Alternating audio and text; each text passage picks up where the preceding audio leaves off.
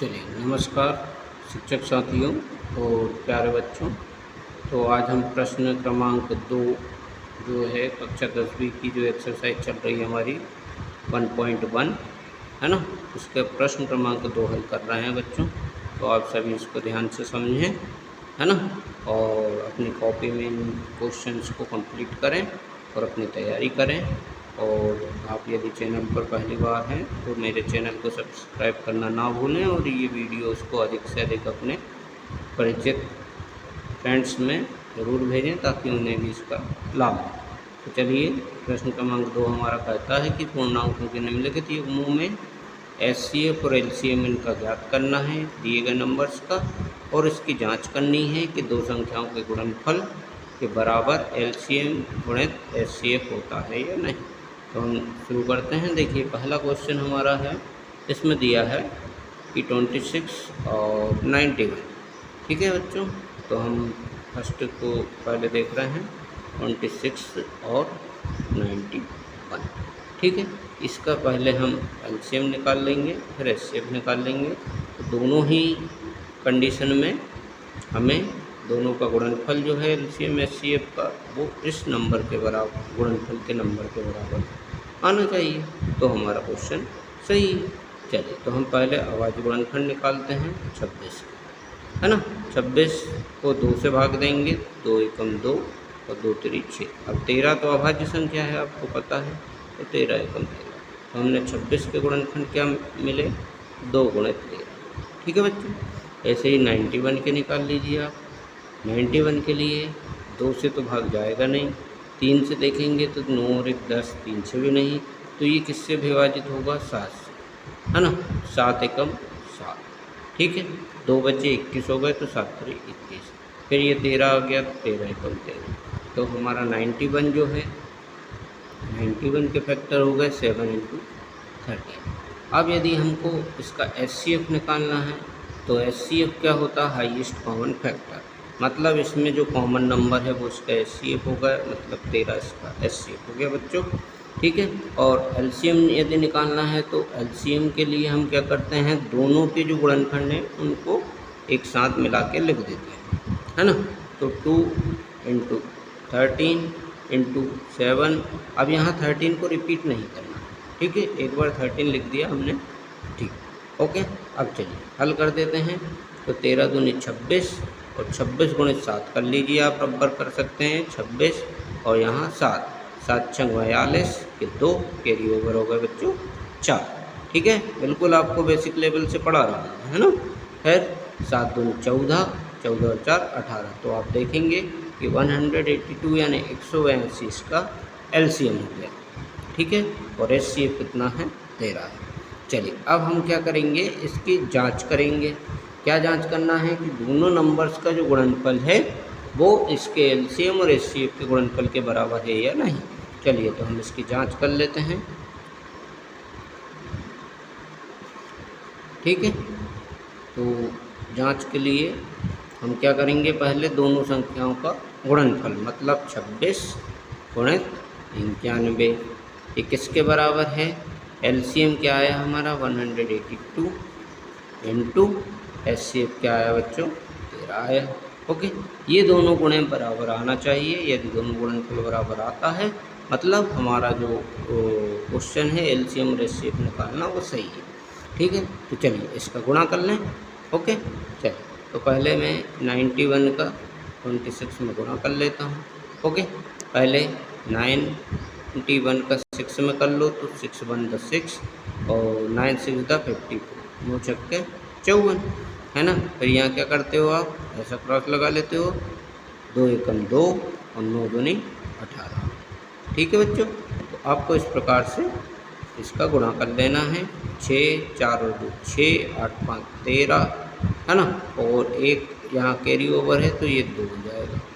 Okay, तो ये आपका आ गया 2366। यहाँ लिख दिया मैंने क्या, 2366। ओके, चलिए अब इसको हटाओ। अब क्या करना है मुझे, अब गुणा करना है 182 का 13। ठीक है, ओके, चलिए अच्छा 182 का 13 में कर लो, या तो आप 13 का पहाड़ा पढ़ के कर सकते हो। यदि आपको पहाड़ा नहीं आता तो मैं बिल्कुल बेसिक लेवल से बता रहा हूँ, अभी तो बता देता हूँ। चलिए 3 में गुणा कर लो पहले, 3 दूनी 6 है ना, 8 3 24, 4 कैरी ओवर 2, 3 एकम 3 और 2 5, 546 हो गया। अब 182 का 1 में करेंगे तो 182 ही आएगा, है ना। तो ये भी 6, ये भी 6, 8 और 5 13, तो ये भी कितना हो गया 2366। तो आपने देखा कि LHS और RHS दोनों आपकी बराबर आई, मतलब दो संख्याओं का गुणनफल जो है, दो संख्या मान लो n1 और n2 है, तो इनका गुणनफल इनके LCM और HCF के गुणनफल के बराबर होता है। ये हमने इस क्वेश्चन से सिद्ध कर दिया। ठीक है, ओके। चलिए अगला क्वेश्चन करते हैं।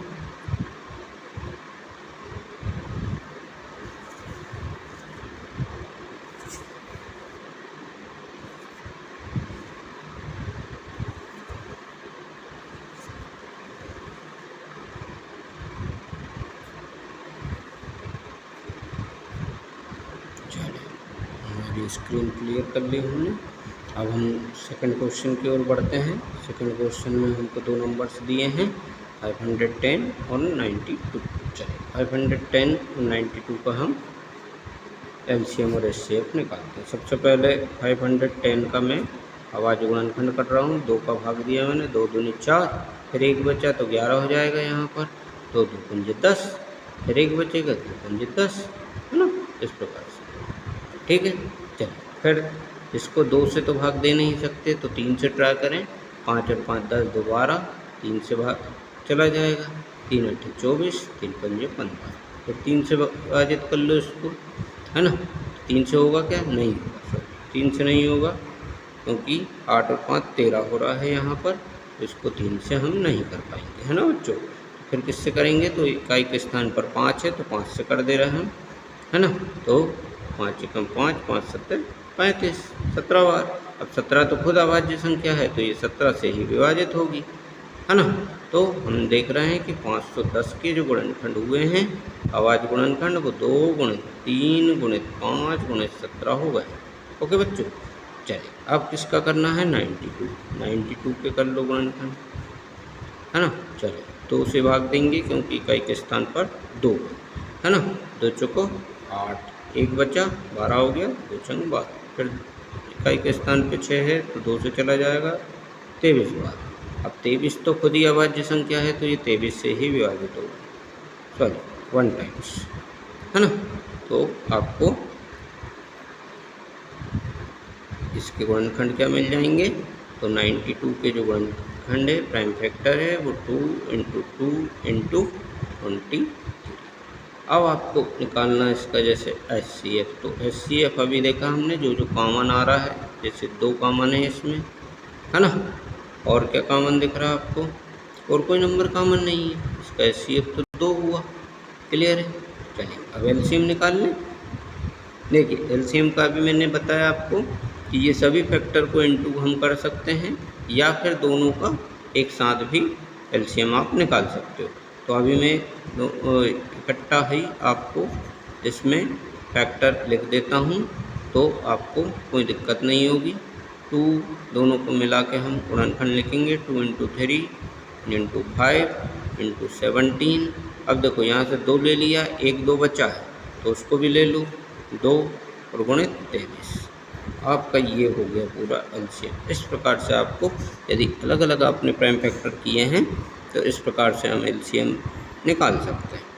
चलो इसका गुणन कर लें, 2 3 6 6 पंजे 30, है ना। 30 गुणित 17 करेंगे तो 510, 17 3 51, है ना। और 510 गुणित 2 कर लेंगे तो ये हो जाएगा कितना आपके पास 1020, है ना। अब 1020 का 23 में गुणा कर लो, अब 1020 गुणित 23 कर लो बच्चों, है ना। 23 का डायरेक्ट गुणा कर दूँ, 0, 23 दूनी 46, 6 कैरी ओवर 4, फिर 0 में करेंगे तो फिर ये 4 और 23 एकम 23, है ना। 23,460 आ गया, तो इसका 23,460 LCM हो गया, सिंपल, है ना। अब LCM गुणित HCF बराबर दोनों नंबरों का गुणा, सिंपल है ना। चलो, तो एलसीएम आपका ये आ गया 23,460।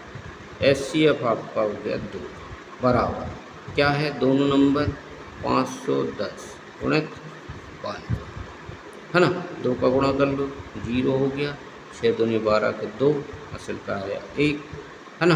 4 दूनी 8 और 1 9, तो ठीक है। फिर 3 दूनी 6 4 है ना। 46,920 ये हो गया। इसका भी आप गुणा कर लोगे, ये भी आपको 46,920 मिलेगा। इस प्रकार से आप चेक कर सकते हैं कि दो संख्याओं का लघुत्तम और महत्तम का गुणनफल उन दोनों संख्याओं के गुणनफल के बराबर होता है। ठीक है।